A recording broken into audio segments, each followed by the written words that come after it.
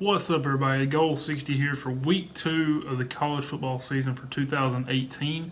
This week I've got 3 more games to talk about, break down, and give you what I believe the outcome will be.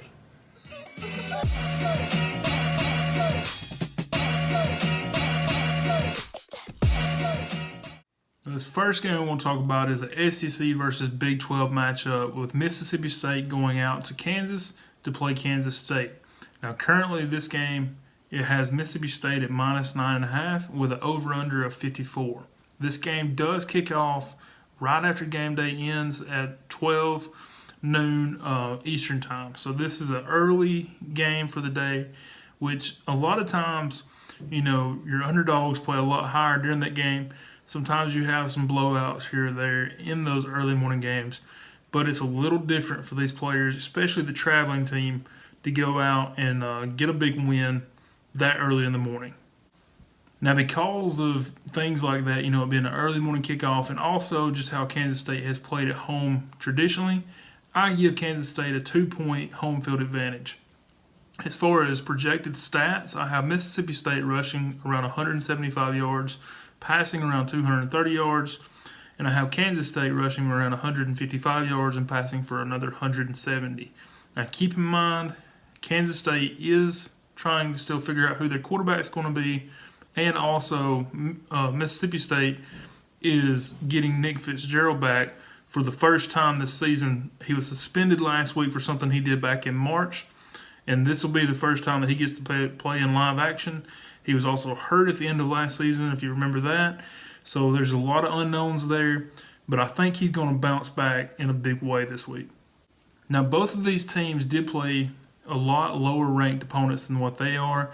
Kansas State played against South Dakota and actually had to score late to win that game 27-24, while Mississippi State took care of business at home against a lot smaller team and really had a good rhythm as far as running the ball and things, and didn't put up that many penalties and such. So they actually came out of the gates a lot better than we really expected, especially in the first half. A lot of these teams come out a little rusty in that first half playing these smaller teams. They're trying new things. They're trying to get in rhythm. Offensive line's trying to gel, and so on. Now, speaking of offensive line play, I really think that that's one of Mississippi State's key power positions is their offensive line and their defensive line. So if they can control the trenches, they've got a really good shot of covering this game. Also, Kansas State is 1-5 against the spread their last 6 home games. So you've got to take things like that into consideration. Last week, Kansas State playing South Dakota had less first downs than South Dakota did. They had 4 turnovers, which is terrible, and also 13 penalties. So they really had a bad game coming out of the gate. Now, a lot of that can be, maybe the players were overlooking that team, obviously, looking forward to this team. Everybody in the country hears about how good the SEC is.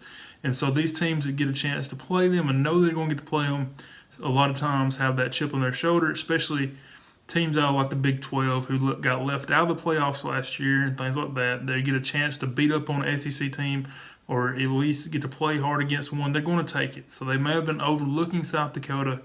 And with all that said, I just think that Mississippi State is going to come out. I think Nick Fitzgerald is going to come out and have something to prove here. I think he's going to play as good as he can. It is on the road. It is early in the morning. But I just think this line is a little low.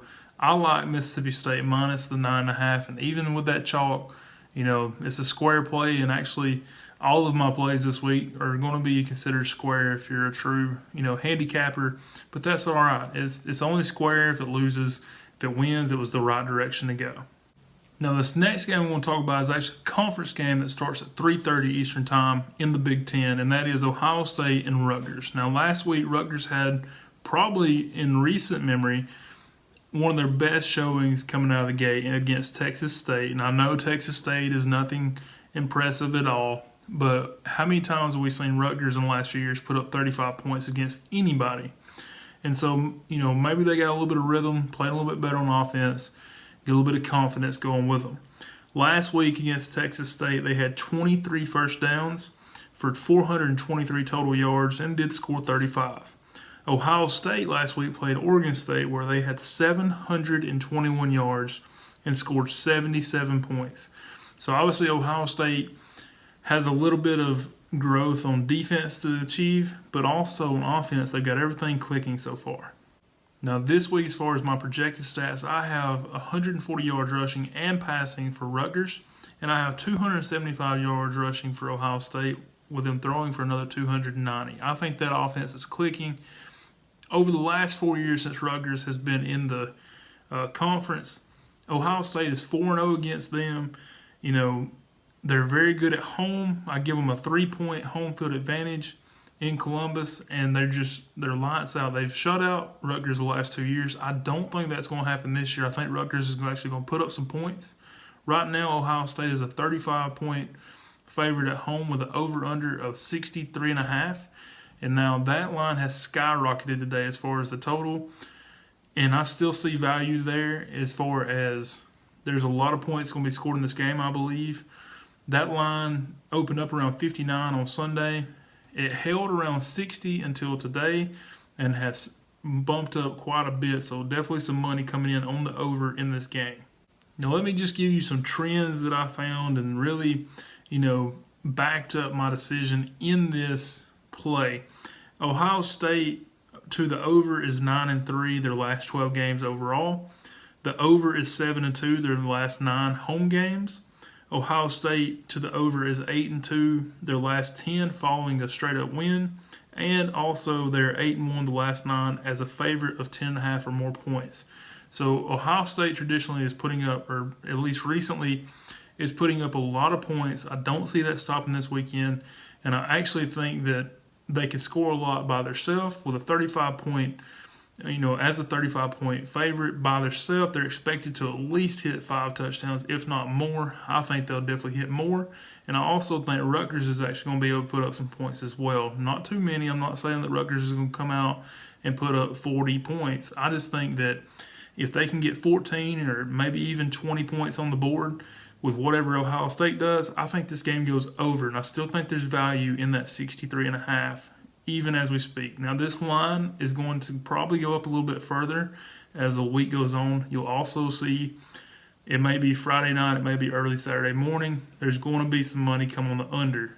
Anytime you have a line jump up that quick, you'll have a lot of your contrarian bettors that'll come in right close to the game, and they'll get that value that they see of seeing that big line move and going the other direction. I just feel like there's going to be a ton of points scored in this game, like I said, and I think that over 63.5 is the play here. Now, the third and final game I'm going to talk about is Kentucky heading to Florida. So this is an SEC game here, and this game, or this series, has been dominated by Florida the last 30-plus years. Last year, I really thought Kentucky had a shot at getting that first win against Florida in somewhere around 30 years, and they came close. Florida had to score in the last minute of the game to actually get out of Lexington with a W, but this year, I see it going the other way.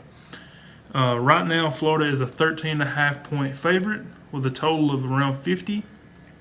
As far as home field advantage in the Swamp, I give Florida around 2.5 points for that. The last 11 in this series, Florida is 9-2 against the spread. Also, last week, Florida put up 444 yards of offense, and 354 of that was put up in the first half by their starters. Now, if you look at the stats, you're going to see that last week against Charleston Southern, that Florida gave up over 200 yards rushing. And I understand that that is something that Kentucky is trying to do.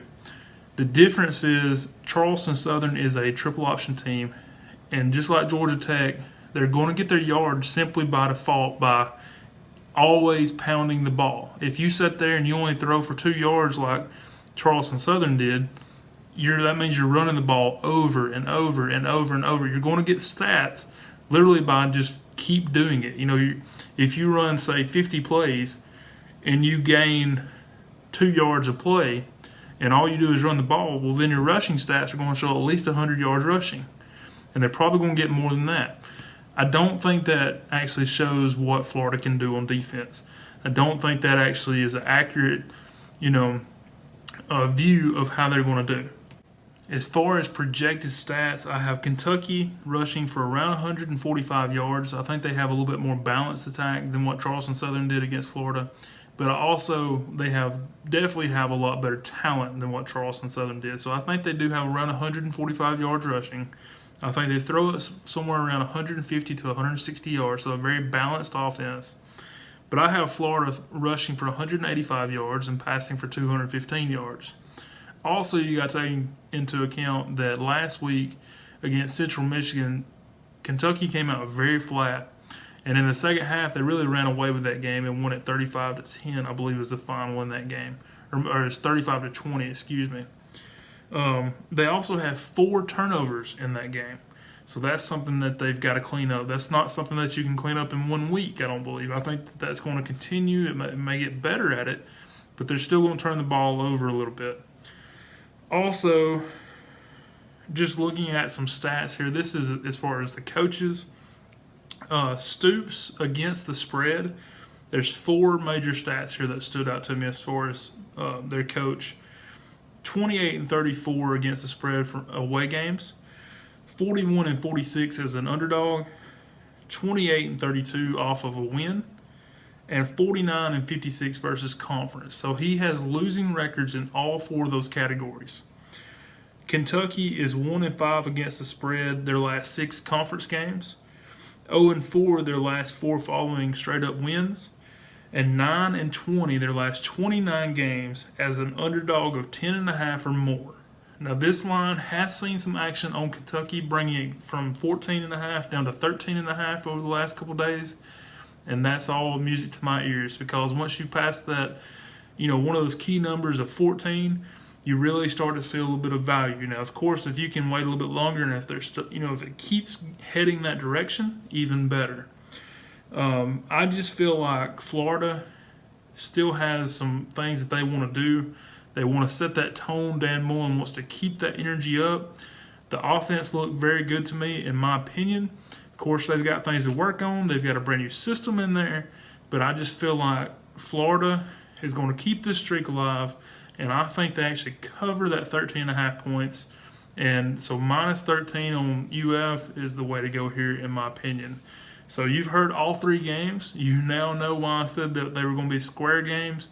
I took 2 favorites and an over. That's completely square, I know. But I just felt like everything here really stood out to me, and that's why I picked these 3 games as my plays this week.